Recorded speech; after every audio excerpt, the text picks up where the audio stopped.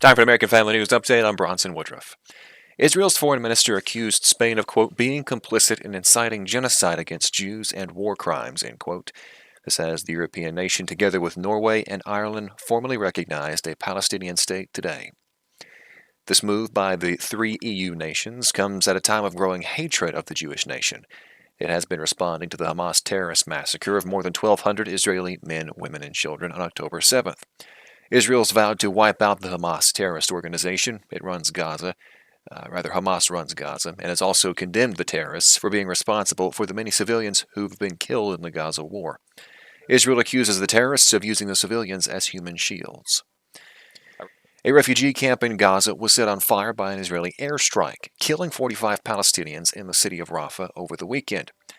Last week, the International Criminal Court ruled that Israel must halt its offensive in Rafah, given the high likelihood of civilian casualties, though Israel says it will not comply with the order. Israeli Prime Minister Benjamin Netanyahu called the destruction of the refugee camp a tragic mishap. Arkansas Senator Tom Cotton reacted on Fox's America's Newsroom to recent reports about Iran increasing its current stockpile of uranium to weapon-grade levels. Under Joe Biden, we've had nothing but sanctions reliefs and hostage payments to Iran while it continues to fund Hamas and Hezbollah and other terrorists all across the region. It all gets back to Joe Biden's weakness. The White House says it does not plan on relaxing any sanctions on Iran for the time being. The Biden administration has blamed former President Donald Trump for unilaterally breaking a nuclear agreement that had put restrictions on Iran's nuclear program. The Trump campaign responds after the Biden campaign held a press conference with actor Robert De Niro. This was outside of former President Trump's hush money trial. Speaking outside of New York Supreme Court in Manhattan, Trump campaign spokesman Jason Miller said the Biden campaign's press conference was designed to distract from a struggling campaign and a weak legal case against the former president.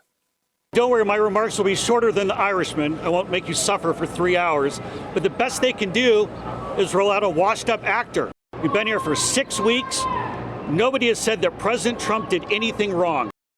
Trump faces 34 criminal counts for falsifying business records. The prosecution says this was to cover up hush money payments to an alleged mistress. The Biden campaign's press conference also featured 2 officers who were at the U.S. Capitol on January 6. They argue that Trump is dangerous and unfit for office.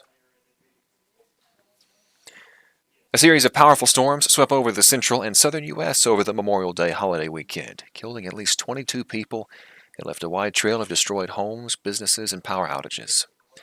The destructive storms caused deaths in Texas, Oklahoma, Arkansas, and Kentucky, and were just north of an oppressive early-season heat wave that was setting records from South Texas to Florida. Forecasters said that the severe weather could shift to the East Coast. They warned millions of people outdoors for the holiday to watch the skies. A tornado watch was also issued from North Carolina to Maryland. And that'll do it for this American Family News Update. You can check out more news headlines on AFN.net, and you can also tune in to American Family Radio for live shows and more. Thanks for watching. Till next time, I'm Bronson Woodruff.